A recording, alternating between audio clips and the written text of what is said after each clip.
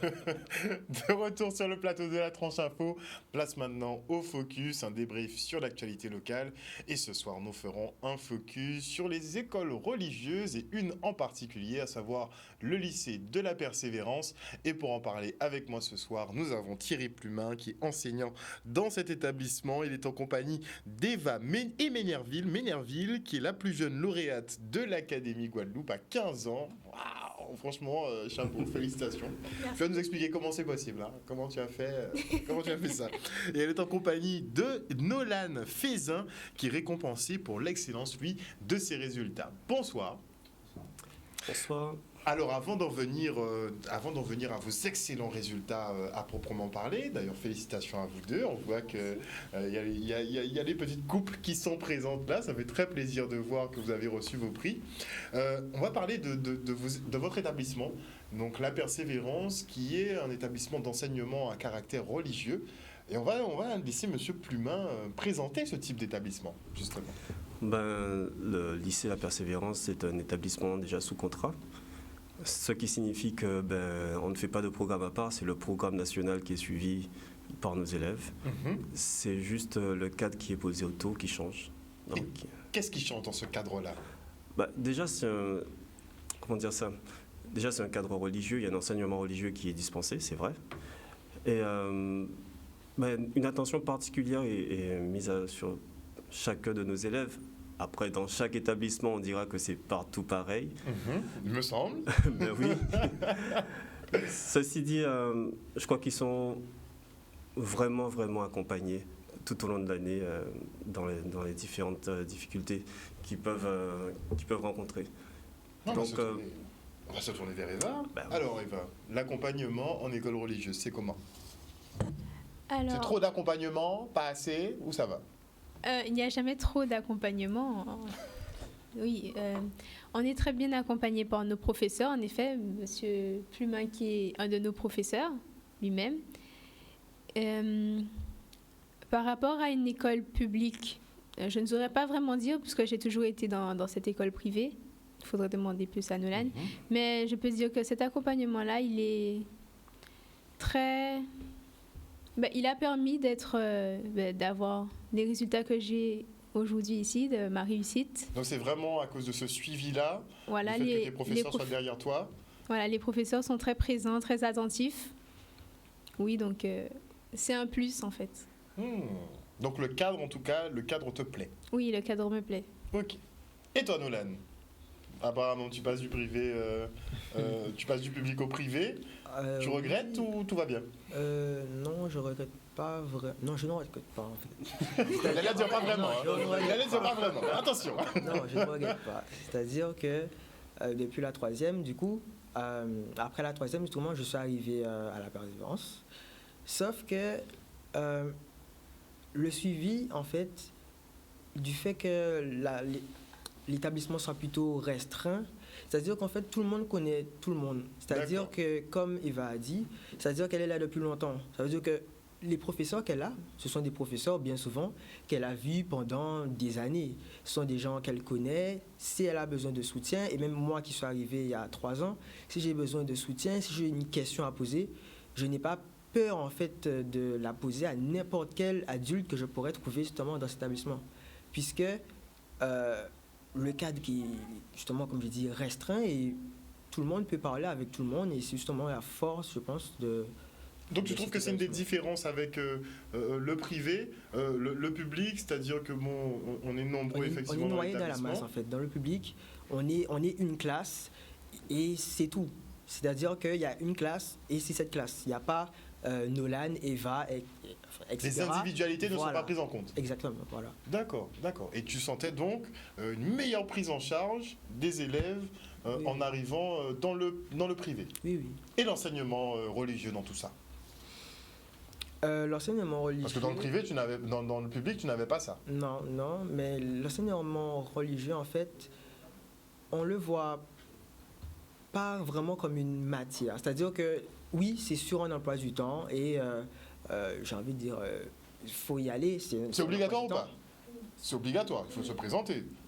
Voilà, on y va. Mais c'est un moment où, comme j'ai pu le voir dans la dernière année, mais on peut parler de ses problèmes. C'est-à-dire que ce n'est pas, on ne dispense pas un cours et c'est tout. C'est-à-dire que c'est un moment aussi, justement, d'accompagnement. C'est-à-dire on parle... C'est un moment humain, tu veux dire? Oui, c'est ça.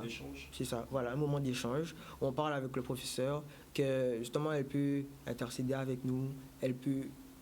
C'est un moment qu'on a vraiment avec quelqu'un, on va dire, qui peut nous aider, je dirais. Donc il y a l'écoute, il y a l'écoute et il y a l'entraide d'une certaine façon, Eva. Et donc tu as toujours évolué dans ce genre de milieu. Depuis le collège, en effet. Mais parle-nous de ton parcours parce que normalement on passe pas son bac à 15 ans. Donc, qu'est-ce qui s'est passé? Comment ça s'est passé? Dis-nous tout. Eh bien, j'étais en primaire lorsque... Primaire déjà dans une école privée? Non, en primaire, j'étais dans une école publique au Lamentin, dans ma ville où je réside. Et ce sont mes professeurs, 2 de mes professeurs de primaire qui m'ont permis, enfin, qui ont trouvé que j'avais un beau potentiel? Voilà, un potentiel et qui m'ont permis de sauter 2 classes, qui m'ont permis d'arriver au collège du coup de la Persévérance privée à 8 ans. J'avais 8 ans et demi quand je suis arrivée au collège.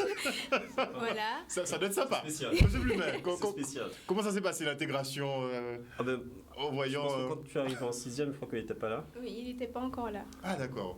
Ça doit faire bizarre, hein, un élève de 6e à 8 ans, avec son petit. Mes camarades étaient choqués aussi. Les lycéens aussi étaient très choqués. Alors comment s'est passée son intégration? Ça a été plutôt bien parce qu'on a eu un bon accompagnement du coup des professeurs et même de l'équipe, pas forcément du corps professoral, mais même le proviseur, la proviseure adjointe, Madame 16.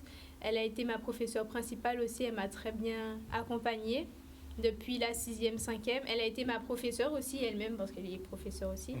Et ça permet... en fait, mes parents voulaient me mettre dans cette école privée, de ce collège-lycée privé, spécialement pour cet accompagnement, qu'ils savaient que j'aurais une structure et que je ne partirais pas dans tous les sens comme mon père m'a dit. Ah. Voilà, il saurait que je Pourquoi? Parce qu'il a eu une mauvaise expérience non, dans le public ou... Non, il n'a pas de mauvaise expérience en public, mais... Comme Nolan l'a dit, c'est qu'on n'est pas forcément vu comme des individus, chacun à part entière, comme on est juste une personne dans la masse. Et donc, il savait que ce ne serait pas forcément une bonne chose pour moi, surtout vis-à-vis des autres élèves, qui ne seraient pas forcément aussi compréhensifs que dans le privé. Parce que dans le privé, en plus, on est la plupart d'entre nous... on croit en Dieu, on a des religions, on a des valeurs aussi religieuses. Mais justement, qu'est-ce qui attire plus, tu penses? L'aspect religieux, donc les valeurs religieuses, ou bien l'encadrement qui va avec ce type d'école? Qu'est-ce qui joue le plus pour toi? Alors, je pense que les deux sont importants dans cette école. Parce que quand je suis arrivée en 6e, bon, j'étais déjà dans la religion, évidemment, mais... Le fait qui est en plus, parce que ce qu'il n'y a pas dans le public, les cours d'enseignement religieux et les activités religieuses qu'on a même en dehors des cours religieux, comme faire le culte le matin, où on a aussi des semaines de prière où on prie, on chante, on loue, ça m'a permis aussi de m'épanouir aussi religieusement en parallèle de mon éducation scolaire. Et pourquoi ça a une telle importance pour toi? Et là, tu auras la même question, Nolan. Pourquoi ça a une telle importance pour toi, Eva? Alors, en tant que chrétienne, je pense que ça m'a beaucoup aidée à prendre confiance en moi aussi, en mes capacités. Ça m'a aidée aussi au niveau de mes camarades, de mes échanges, de mes amis, avec mes professeurs, etc. Ça m'a permis d'en apprendre plus sur ce que je ne savais pas sur ma religion ou sur même n'importe quelle religion, parce que ce n'est pas un enseignement qui est spécialisé sur une religion, c'est plus un enseignement généralisé parce qu'on a tous des religions différentes. Ah, donc vous n'êtes pas tous forcément le même culte à la Persévérance? Alors, on fait le même culte, mais on appartient tous, enfin pas tous, mais on appartient le plus souvent à des religions différentes. Par exemple, je suis moi-même catholique et Nolan ici, il est adventiste, donc on n'est pas regardant dessus. D'accord, j'aurais cru que vous vous mélangiez pas. C'est vrai? Non, mais justement, c'est pour ça que c'est intéressant. Parce que du coup, on n'est pas dans des... Donc il y a et catholiques et adventistes dans le même établissement. Pas seulement. On a Et pas seulement. des évangélistes, etc. Allez-y, monsieur Blumet. En fait, on se trompe souvent. On pense que dans une école adventiste, il n'y a que des adventistes et que des enseignants adventistes. Pas du tout. C'est peut-être Pas du un peu tout. facile de penser ça, mais Voilà. on voit un peu la chose comme ça. La réalité, elle est franchement à l'opposé. Je crois que la majorité des élèves n'est pas adventiste. Et parmi mes collègues enseignants, chacun a ses croyances, c'est sa communauté. D'accord. Donc, c'est l'institution qui a créé une école qui est rattachée à l'église adventiste, mais elle est ouverte à tous. Et donc, on reçoit des enseignants qui viennent en mutation de métropole, etc. Par contre, ce qui est intéressant par rapport à ce que disait Nolan tout à l'heure, il disait que Eva, par exemple, est arrivée depuis beaucoup plus tôt que lui. On parle de la réussite des élèves au lycée, et souvent, on ne voit pas que, quelquefois, l'accompagnement, il a commencé depuis la maternelle. Puisqu'en fait, c'est tout le parcours, en fait. C'est une école, collège, lycée. Tout le parcours est là. Et d'ailleurs, depuis l'année dernière, on accueille même depuis cette année, on accueille même les BTS. Donc, il y a du post-bac maintenant. D'accord. Et donc, et vous pensez en fait que finalement, le suivi de A à Z des enfants, c'est mieux que ça devient, être dans un primaire, changer après ça devient en fait presque une grande famille. On a des enseignants qui s'occupent pratiquement de leurs enfants parce qu'ils les voient grandir, ils les voient arriver tout petits à la maternelle, sortant des couches, et ils les voient évoluer, ils les voient grandir. Donc, ils les connaissent parfaitement. À chaque niveau, en plus, quand vous mettez le lien pédagogique qui est fait entre les équipes, ça c'est la partie que les élèves ne voient pas, mais entre les années, on prend le temps de discuter, de dire, bon, il y a tel élève qui arrive, voilà son profil, voilà les trucs auxquels il faut faire attention avec lui. Donc, le suivi, il est vraiment personnalisé. Et donc, un élève qui arrive en 6e, s'il est passé par l'école, on sait déjà quelles sont ses difficultés, quel est l'accompagnement particulier à mettre en place pour lui pour qu'il réussisse. On a un meilleur suivi dans tous les cas. Et ainsi de suite. Au collège, quand un élève a fini ses classes au collège et qui veut poursuivre au lycée la persévérance, mais en fait, on sait déjà quelles ont été ses difficultés, quelles sont ses lacunes, et bien souvent, ça va bien au-delà de la partie strictement scolaire. On est au courant aussi de ce qui se passe dans le privé, même si on n'en parle pas, on est quand même tenu au secret professionnel, mais on sait comment mieux prendre l'enfant en charge, et tout ça, ça joue à l'arrivée. Si vous regardez cette année, je crois qu'on est à 100% partout. 100% de réussite, pas quasiment, vraiment. 100% au bac, que ce soit en série technologique, série générale. Après, il y aura un débat, M. Pulman. Il y aura un débat sur On va y arriver tout à l'heure. est-ce qu'on n'a pas un petit peu donné le baccalauréat au vu des difficultés Dans ce cas, ça devrait être la même chose dans tous les établissements. A priori. Voilà. On a 100% vous, c'est 100% brevet, 100% brevet, 100% au BTS GPME, 100% Donc, dans BTS toutes vos communication. filières, vous êtes à 100%. Voilà, 100%. Ça veut dire qu'il n'y a pas d'élève qui a eu le stress de passer les épreuves du second groupe. C'est aussi ça. Ils ont tous réussi du premier coup. Et tout ça, c'est un accompagnement. Voilà. 100%. Ouais, 100%. Donc, il n'y a pas un élève qui reste sur le carreau. Non. 100%. Entre la troisième, 100% aussi pour... ça s'est très bien passé aussi pour les épreuves anticipées de français. Donc, c'est... En fait, comme disait Nolan, quand je vois mes élèves, je sais que c'est Nolan, c'est Eva. C'est pas un élève lambda parmi tout un tas d'autres élèves. Non, c'est pas vraiment ça. Après, quand vous parliez du cadre religieux, effectivement, ça change. Quand on arrive dans une classe le matin, moi j'ai dû m'y faire parce que j'ai un petit peu le parcours d'abord public, ensuite privé. Commencer une matinée par un moment de dévotion où les enfants ils peuvent chanter, prier, c'est eux qui font. Hein. On ne fait pas forcément pour eux, on fait avec eux. C'est pas collectif, c'est collectif. Mais les enfants prennent en main. Ils ont des textes, des passages de réflexion qui sont sélectionnés par les enseignants, par le service d'aumônerie. Et donc, ils discutent.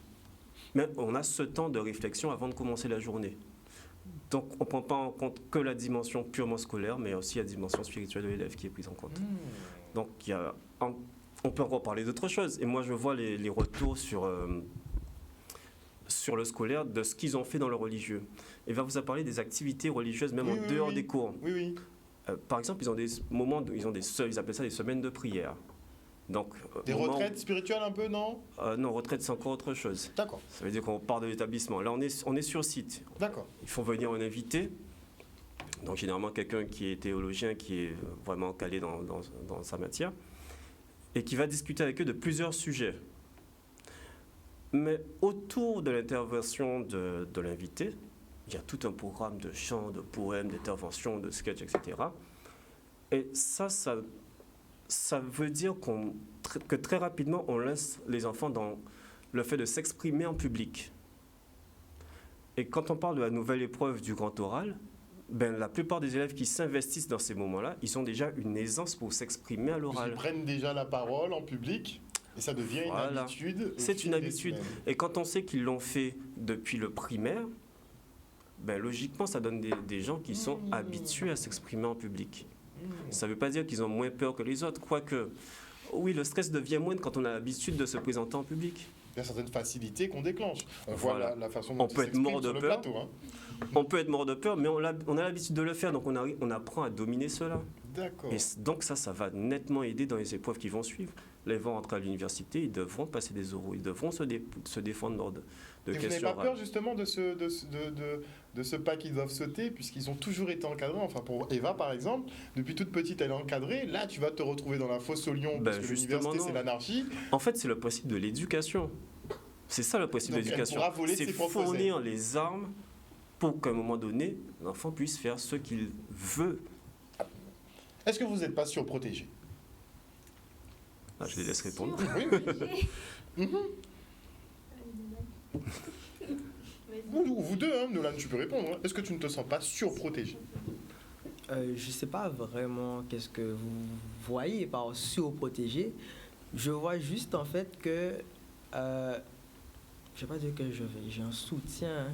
C'est-à-dire que, je vais prendre un exemple, on l'a vécu, c'est-à-dire que tout le monde a déjà eu un mauvais résultat, une mauvaise note. Eh bien, je pense que les esprits mathématiques peuvent en témoigner.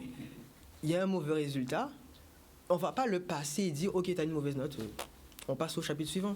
Non, on va peut-être refaire la leçon, je ne suis pas en spé maths, mais j'ai l'expérience. On va chercher le problème. Voilà. Qu'est-ce qui s'est passé? J'ai des témoignages justement des gens en spé maths qui disent que on refait la leçon, on essaie de voir qu'est-ce qui ne va pas, on refait l'évaluation. Si ça ne va pas encore, la majorité n'a pas compris, on refait encore. C'est-à-dire qu'on n'est pas juste là, on n'est pas en mode de... Comment dire? On n'est pas des enfants, c'est-à-dire qu'on n'est pas petit comme ça, on essaie de justement nous protéger. Oui, on essaie... On vous aiguille. Voilà, on est plus aiguillé, c'est-à-dire qu'on essaie de chercher justement les problèmes et justement à les résoudre. Pas justement à les mettre en exergue en mode t'as une mauvaise note, on passe au chapitre suivant et on ne rate pas. Qu'est-ce que... Parce qu'il y a des légendes. Vous êtes au courant de ça, il y a quand même des légendes sur les écoles un peu religieuses, comme quoi c'est strict, c'est extrêmement carré. On voit un peu, on voit un peu la nonne en uniforme justement qui sévit sur les élèves. C'est pas ça. C'est des idées conçues. Pas du tout ça. Voilà. Ok. Disons que si on a un problème avec le cadre et l'autorité de façon générale, on aura un problème. Sauf que moi ayant fait les deux, public et le privé, j'ai pu remarquer qu'en fait, les élèves qui ont des problèmes avec l'autorité dans le privé ont en fait exactement les mêmes problèmes dans le public. Donc c'est vraiment un problème avec l'autorité, le fait de recevoir des directives. Du coup, à ce moment-là, je me dis, finalement, ce n'est pas le cadre privé qui a un problème, c'est l'enfant qui a un problème d'éducation par rapport à l'autorité, le fait de refuser une autorité. Et ça, c'est pas la même chose. Je vois effectivement où vous voulez en venir. Donc ce serait vraiment, tout reposerait sur le cadre à la limite. Voilà. L'enfant, lui, ne serait pas bon ou mauvais, mais avec un bon cadre posé, on peut l'emmener là où on veut l'emmener. C'est valable pour toutes les éducations. Suivant le cadre que vous posez, vous allez participer à la construction d'un adulte. Et ça va toujours être vrai, quel que soit le cadre. Mais on dit en général que quand il y a trop de restrictions, justement, ça alimente une certaine défiance des jeunes et qui, au bout d'un moment, explose et commence à faire n'importe quoi. Alors, quand un cadre est injuste et sans aucune explication, effectivement, ça peut donner lieu à toutes les dérives. Maintenant, quand un cadre est expliqué, et on rappelle que les élèves qui viennent, les parents ont fait un choix de cadre. Bien sûr. C'est pas forcément les élèves, justement. Ça peut être les parents. Et l'enfant, lui, il subit, quoi. C'est une éducation. Ça reste un choix. C'est sûr. Ça reste un choix. Du coup, En fait, moi je prends le cas de mon enseignement. Les élèves qui viennent dans mon cours sont des élèves qui ont choisi cet enseignement, normalement. Du coup, l'intérêt est autre. Maintenant, un élève qui n'a pas choisi, ça se verra tout de suite. Il n'y aura pas la même affinité, il n'y aura pas le même intérêt, engouement, il n'y aura pas le même investissement. Et c'est ça toute la différence. Voilà. Donc, le cadre est bon. En tout cas, la persévérance, ça vous va. Et vous avez des retours de vos camarades. Comment ça se passe, globalement, au-delà de vous, puisque vous êtes de très bons élèves. Donc, il n'y a pas de souci. Et sinon, le climat général, avec les autres élèves, ça se passe comment? Je dirais qu'on est en fait une sorte de grande famille, en fait. Il n'y a pas de compétition, il n'y a pas Oui, de... non, oui, évidemment. Compétition saine. Voilà. Ok. On essaie de se dépasser, en fait. d'émulation que de compétition. Émulation? C'est plus Voilà. comme un jeu en fait, c'est-à-dire oui, je vais faire mieux que toi la prochaine fois et je t'encourage à faire mieux que moi la prochaine fois, mais je vais faire mieux que toi aussi la prochaine fois. C'est pas comme si je veux t'écraser en fait, je veux que tu sois nul, c'est parce qu'on est vraiment unis, on est vraiment...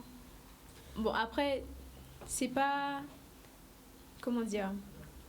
On n'est pas forcément tous amis entre nous, mais on se respecte tous. Parce que c'est vrai que voilà. Bon, on se respecte tous globalement en fait. On n'a pas besoin d'être potes, voilà, mais il faut le respect. Voilà, même si on ne se parle pas tous les jours, voilà, mais on sait que si par exemple il y a ce problème-là aujourd'hui dans la classe, ben, il y aura des gens, et on a des délégués aussi qui sont compréhensifs, on les choisit bien, on les...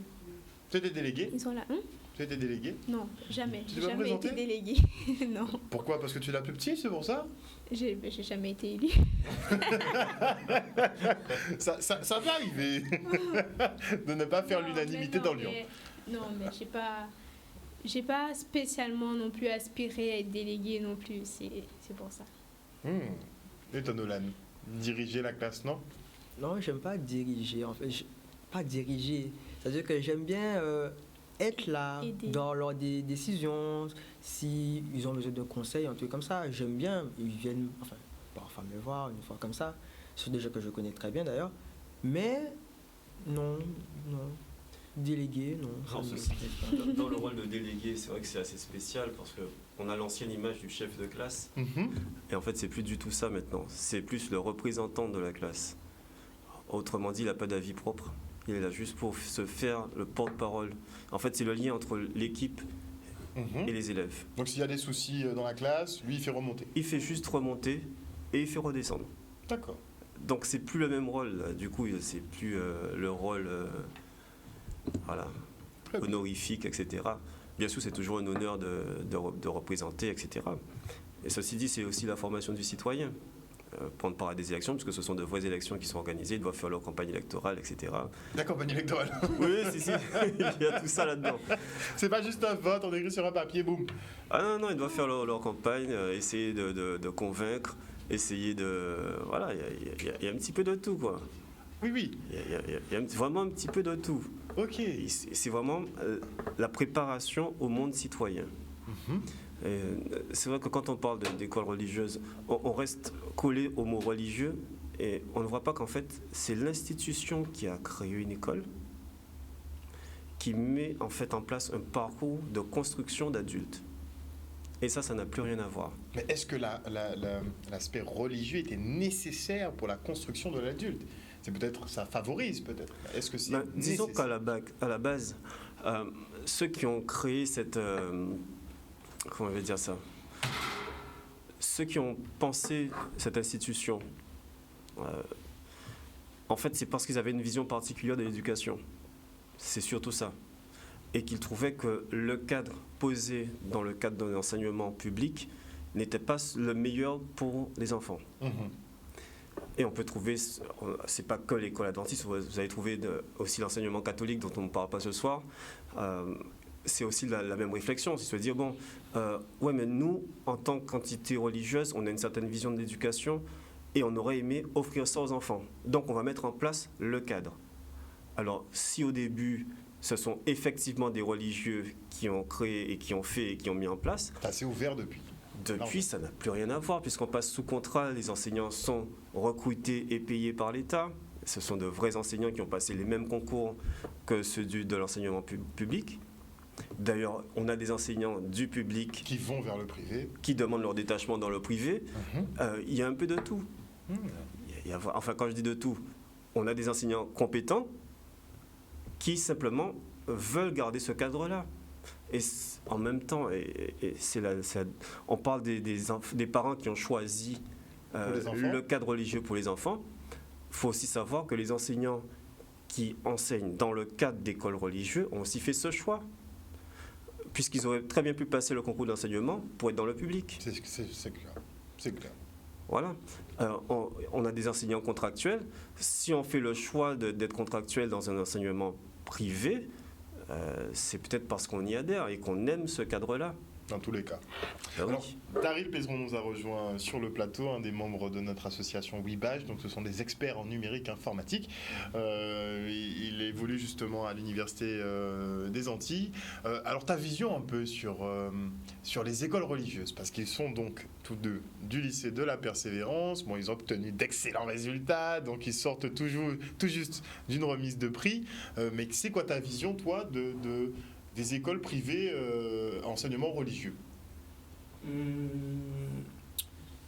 Enfin, de mon point de vue, ce sont des écoles qui répondent à un besoin vis-à-vis de la population, d'une partie de la population. Et comme l'a dit si bien monsieur, s'il y a une branche de la population qui justement préfère ce cadre-là, moi j'estime que chacun a la liberté de faire ses choix.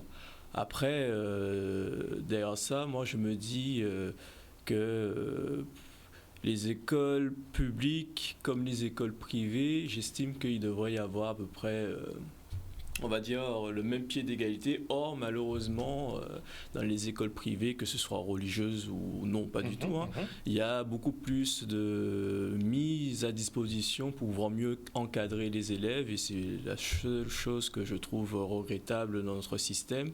Et que là où il y a des sous, là il y a de meilleurs résultats généralement. Même si, je ne vais pas contredire le fait que les élèves quand même se mettent à disposition pour pouvoir travailler et justement obtenir ces résultats-là. Parce qu'ils ont une rigueur à avoir. Oui, bien sûr, mais il faut bien comprendre que l'adulte, mine de rien, a un grand rôle derrière la réussite aussi de l'enfant, parce qu'il y a la pédagogie, il y a le suivi de l'élève. Donc quand un élève a peut-être une difficulté, peut-être qu'il va prendre plus de temps pour pouvoir s'occuper de lui, lui enseigner des choses, et ça c'est une valeur ajoutée qui malheureusement manque parfois, par moment, dans les écoles publiques. Dans le public. Et cruellement.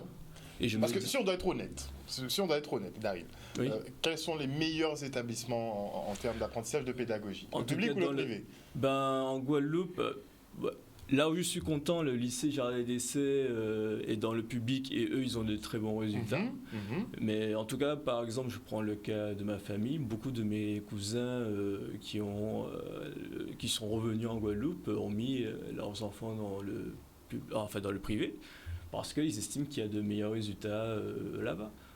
Moi, personnellement, j'étais dans une école publique. Bon, je m'en suis bien sorti dans l'ensemble. Et dans tous les cas, je dis que ce soit les enfants qui sont dans le public et dans le privé, vous avez un parcours scolaire à avoir qui va vous permettre d'obtenir des passerelles dans le supérieur.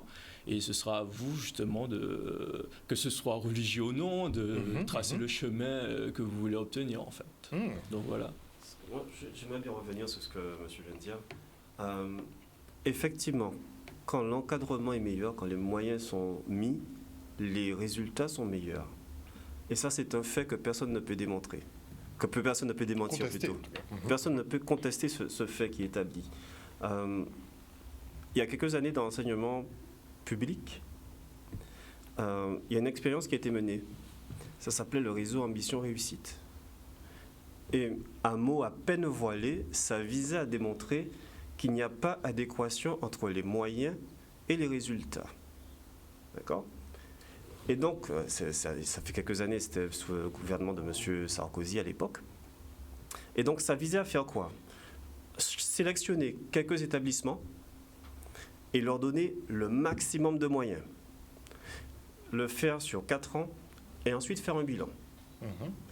Et à l'arrivée, montrer, et c'est ce qu'il voulait faire, hein, montrer que malgré le fait qu'on ait injecté beaucoup d'argent dans ces établissements, en fait, les résultats n'étaient pas du tout meilleurs. Et du coup, ça aurait éteint le débat. C'était ça l'objectif. Ça s'est passé dans les années, je peux vous dire, c'est 2006 à 2010. Il se trouve que moi, je suis tombé sur un de ces postes et j'ai participé à ça. Donc, je peux en parler de l'intérieur. Je suis tombé sur un établissement, c'était le collège Albert Baclay de Saint-Louis, Marie-Galante. Et comme son nom l'indique, ça fonctionnait en réseau. C'est-à-dire qu'on donnait les moyens au réseau d'un secteur. D'accord. Donc, le collège et toutes les écoles autour. C'était plus de 500 000 euros sur 4 ans. C'était des postes. Des classes, des humains et doublés. matériels supplémentaires. Ah ouais, non, mais c'était du jamais vu. Du coup, là-bas au collège Albert Baclay, ils ont décidé de mettre l'accent sur le pôle sport, le pôle sciences et le pôle art. En pôle sciences, ils ont développé ce qu'ils avaient à faire. En pôle sport, ils ont pu faire plein de choses. Ils sont partis faire des régates, etc. C'était absolument génial. Et moi, je me suis occupé de la partie musique, où là, on a développé des classes horaires aménagées en musique. Et donc, les élèves avaient des enseignants, ils avaient des cours d'instruments, ils pouvaient choisir leur instrument et pratiquer plus de 6 heures de musique par semaine. C'est un truc de fou, on n'a jamais vu ça. Avec des enseignants, Normalement, c'est 2 heures de flûte. des profs d'instruments. Non, ça n'existe plus. Oui, avant, c'était 2 heures de flûte, et puis on a fini avec nous. Non, mais c'est 1 heure. En plus, c'est 1 heure. 1 heure de flûte. 1 heure. Là, ils avaient 6 heures avec un prof d'instrument qui vient spécialement. Et ils choisissaient leur instrument et on leur mettait à disposition l'instrument. Plus la pratique collective, la pratique orchestrale, ils ont fait un paquet de trucs. Alors, pourquoi ils ont choisi le collège Albert Baclay? Et c'était dans la France entière. Parce qu'il y avait un pourcentage assez faible de réussite au DNB. C'est l'indicateur qui donnait. En fait, les deux indicateurs qui font le choix, c'est la réussite au DNB et le deuxième, c'est ensuite la réussite au lycée. Sur le pourcentage de ceux qui ont réussi, qu'est-ce que ça donne par la suite? D'accord. Ce qui s'est passé, c'est qu'en 4 ans, donc je vous la fais un peu plus courte, en 4 ans, on est passé déjà sur les 2 premières années, ils sont passés de 65%, je crois, de réussite au DNB, c'était assez faible, à plus de 75% en moins de 2 ans.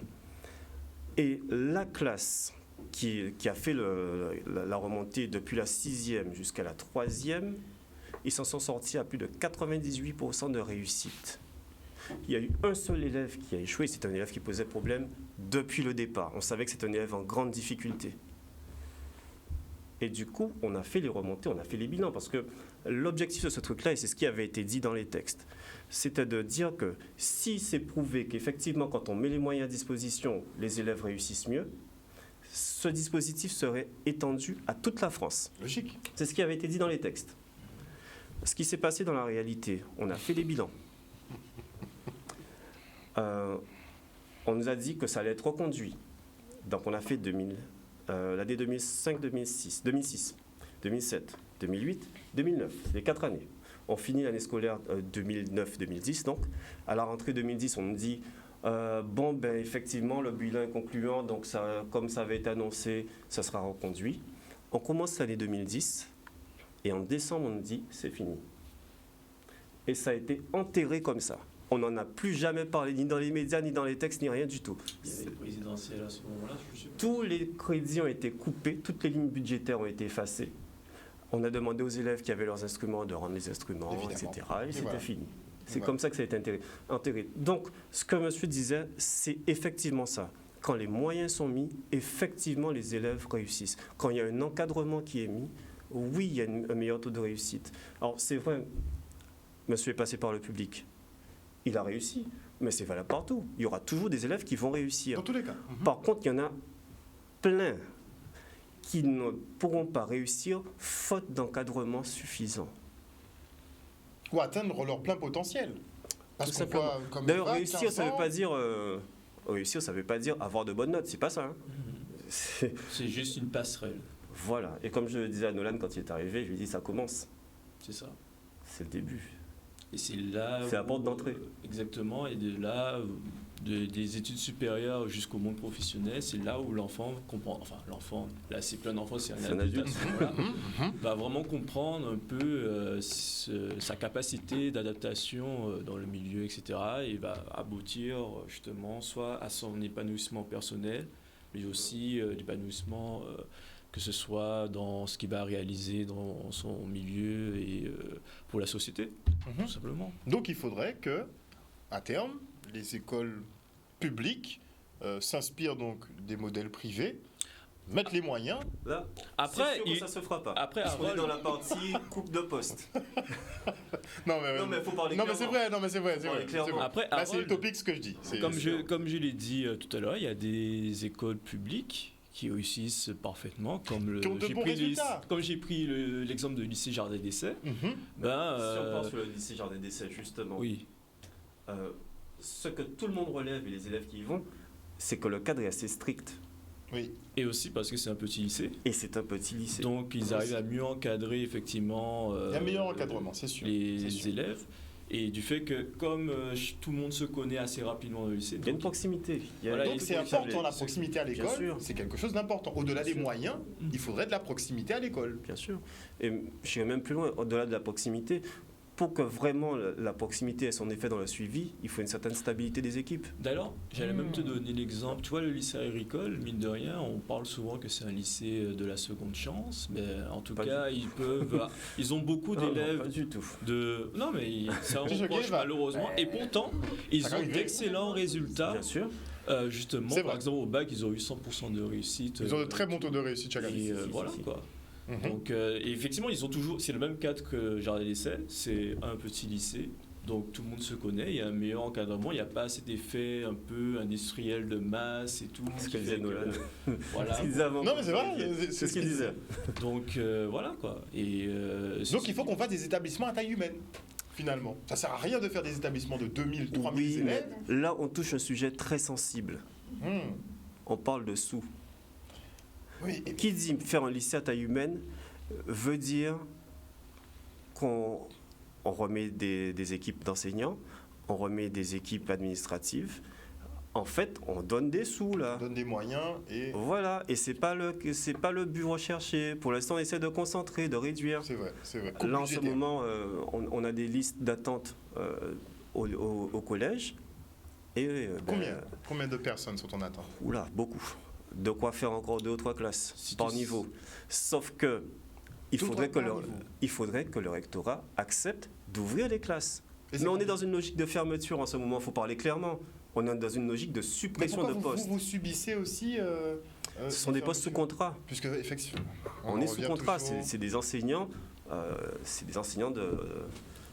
de l'État, tout simplement.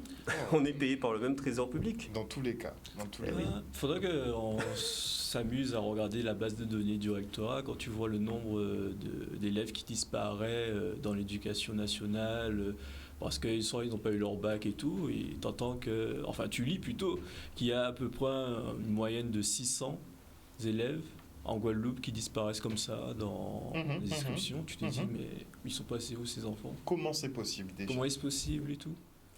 Il y a de grandes pistes de interrogations. réflexion, mais après, quand vous commencez à en parler de façon sérieuse, il y a un mot à la mode ces temps-ci, c'est le complotisme. Non, mais là c'est dans la base de données. Non, mais On va s'amuser. même quand on parle de faits, on va prendre Non, un mais exemple simple. clairement, non, mais On va prendre un clairement, exemple ça veut simple. plus rien dire, ça. Tout à l'heure, Nolan a dit, quand on s'aperçoit qu'on n'a pas bien réussi une évaluation, on peut recommencer, on peut refaire, voir où ça n'a pas marché et refaire. Allons plus loin. Quand une année n'a pas marché, la logique voudrait que les compétences n'étant pas acquises, qu'on puisse offrir à l'élève la possibilité de refaire son année. Sauf que, je ne sais pas si vous avez remarqué, mais la notion de redoublement, ça a disparu. Pourquoi ? Parlons clairement, parlons honnêtement. Un redoublement, ça coûte cher à l'État. Un élève qui reste une année de plus dans le système, ça lui coûte cher.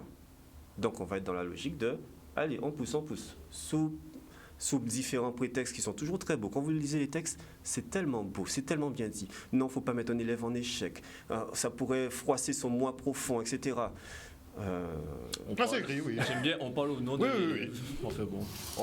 On est d'accord là-dessus. Ouais, ouais. Et Il y a beaucoup dans la de- réalité, qui s'occupe vraiment du niveau de compétence des élèves, de leur vraie réussite, du fait de marcher à leur rythme? Et de les suivre sur le long terme. C'est ça, comme vous parlez des équipes pédagogiques qui tournent, effectivement, l'enfant se retrouve souvent confronté à de nouvelles têtes, des nouvelles personnes qui ne savent pas son vécu, son parcours. Ben, dans le Et privé, c'est un peu vous avez trouvé compliqué. pas mal d'enseignants qui sont là depuis plus de 30 ans. Donc, qui ont vu l'élève arriver petit, ils l'ont vu passer. Pendant 10 ans, et, Voilà. qui Ils peuvent le voient de la faire. 6e à la 3e, mais ils le voient encore du lycée, parce que souvent, les enseignants qui sont sur le lycée, ça arrive qu'ils aient aussi beaucoup de classes du collège. Donc, ils connaissent les élèves. C'est un suivi, c'est vraiment un suivi. Et qui est On nécessaire. n'est pas à l'usine, c'est vraiment un suivi. On est sur de la construction, on est sur quelque On parle chose. d'enfants. Moi, je suis tout à fait Oui, d'accord. c'est de la On parle construction. Merci beaucoup en tout cas, vous tous d'être venus sur le plateau. Malheureusement, on arrive au terme de l'émission. Daryl, il faudra qu'on arrive à joindre ton contact un jour, hein, semaine prochaine certainement. En tout cas, merci beaucoup à Eva et Nolan d'être venus sur le plateau ce soir. Ils sortent tout juste de leur remise de prix. Avec Félicitations effectivement encore. leurs félicitations. On Félicitations. peut avoir les moyennes avant de se quitter? Moi, j'ai eu 16 de moyenne avec mention. Au calme. Et toi, Nolan? 17,18. Ah my god. Donc, et Eva, Daryl, puisque Eva a 15 ans. Eva est bachelière, donc à 15 ans. Plus jeune Mais on bachelier. a un cas comme ça dans notre association. Lui, il est arrivé à la faculté, oui, lui, il avait 16 ans. Donc non, de plus que toi. Et là, il passe en licence à 18 ans. Enfin, en troisième année à 18 ans. Donc Super. C'est bien. Super. Là, on Projet est- professionnel, ça se Eva, voit ton projet professionnel? Je vais en passe, ensuite en études de pharmacie.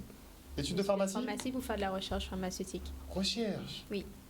Le Covid t'a Non, aiguillé? pas vraiment. La recherche m'a toujours intéressée. Super. Et toi, Nolan? Là, je vais en licence de droit à la faculté de Fouillol pour devenir juriste d'entreprise, pourquoi pas. Juriste d'entreprise. Voilà. Ah, c'est bien ciblé ça. Bon, mais tu vas vers l'anarchie, c'est ça? Tout va bien se passer. En tout cas, merci beaucoup à vous tous d'être venus sur ce plateau. Chers Merci de téléspectateurs, nous avoir on espère que vous avez passé un bon moment en notre compagnie. La tranche info, c'est fini pour aujourd'hui. On se retrouve jeudi. Bisous, bisous.